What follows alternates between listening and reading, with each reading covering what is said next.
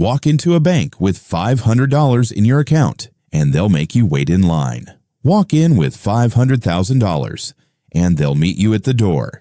Same bank, same building, completely different reality. And this isn't some conspiracy theory. It's documented, it's intentional, and once you understand exactly how it works at every level of wealth, you'll never look at your bank the same way again. There's a tier system inside every major American bank. JPMorgan Chase, Bank of America, Wells Fargo, Citi, they all run it. It's not advertised on a billboard. There's no sign on the door that says you're not wealthy enough to get the good stuff. But the system is very real. The difference between how a bank treats someone with $500 versus someone with $5 million is staggering. And what makes it even more interesting is that most people in the middle, the ones making $80,000, $100,000, maybe even $300,000 a year, have absolutely no idea which tier they're actually in. So today, we're pulling back the curtain. From $0 to $10 million, here's exactly what your bank does and doesn't do for you.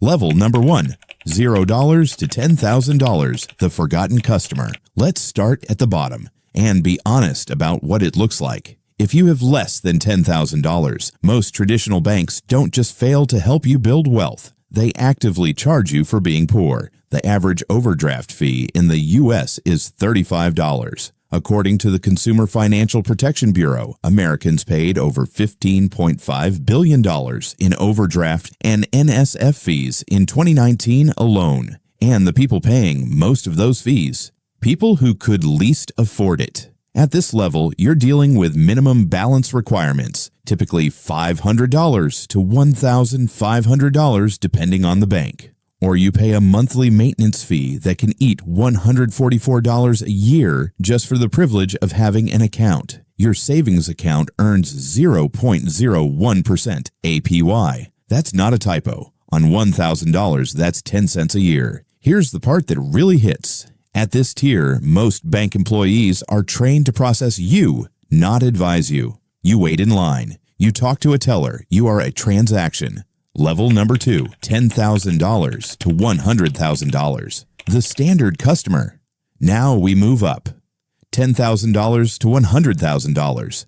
This is where most middle-class Americans live. At this level, you're technically a preferred customer at most banks. You might get those monthly fees waived. You'll have access to the basic credit cards, maybe even a cashback card or a travel rewards card if your credit score is strong. But here's the thing. You still don't have access to a dedicated financial advisor. What you get is a relationship banker, which sounds impressive until you realize they're managing hundreds of customers and their goal at the end of the day is to sell you products, insurance, CDs, home equity lines of credit. Your savings rate still barely moves. Chase's standard savings account, as of 2024, still pays just 0.01% APY while they're lending your money out at 7, 8, 10%.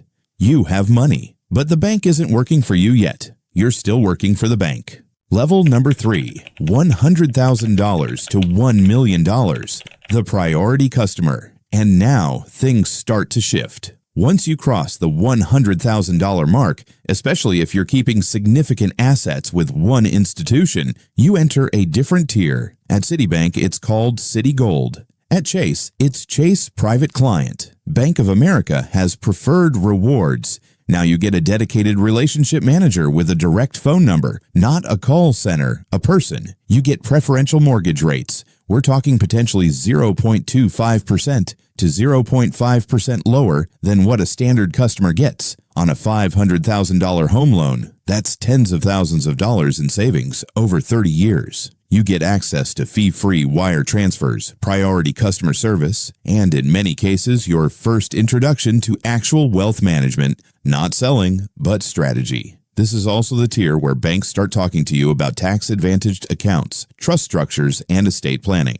Not because they suddenly care more about you as a person, but because your assets are now large enough to be worth managing. The difference between Tier 2 and Tier 3 doesn't feel like a red carpet, but financially, it's a completely different game. Level number 4, $1 million to $10 million plus surface side the private banking client. Okay, now we're in a different world entirely. At $1 million in investable assets, most major banks will invite you into their private banking division. JPMorgan Private Bank requires a minimum of $10 million. Citi Private Bank starts at $25 million, but smaller thresholds, $1 million to $3 million, unlock elite private wealth services at many institutions. Here's what actually changes. You now have a team. Not one advisor, a team. A wealth manager, a tax strategist, an estate attorney on retainer, and in some cases, a concierge who handles banking logistics so you never have to set foot in a branch. You get access to investment products that literally don't exist for regular customers, private equity deals, pre-IPO investment opportunities, hedge fund allocations with minimums most people will never reach. Your mortgage rate? Negotiated, personally, based on your relationship with the bank, not some algorithm. And here's the jaw-dropping part. JPMorgan's private wealth clients in 2023 had access to structured notes, private credit funds, and direct co-investments alongside the bank's own balance sheet. These aren't products, they're privileges. The bank isn't serving you at this point. The bank is partnering with you. Twist, but here's the part nobody talks about. The same bank that charges a $35 overdraft fee to someone making $30,000 a year is actively paying to keep a $5 million client happy. They'll send gifts. They'll fly to meet you. They'll waive fees you didn't even know existed. The system isn't broken. It's working exactly as designed. Banks are businesses, and their most profitable customers get the most resources. That's just arithmetic. But what's wild is that the fees collected from the bottom tier, the overdrafts, the monthly maintenance charges, the penalties, actually help fund the white glove service at the top. The people with the least are subsidizing the experience of the people with the most. And knowing that changes how you think about every dollar you keep in a bank. So what's the move? If you're in the lower tiers right now, that doesn't mean you're stuck there, but it does mean you need to be strategic. High-yield savings accounts, places like Marcus by Goldman Sachs, Ally, or SoFi, were paying 4.5% to 5% APY in 2024.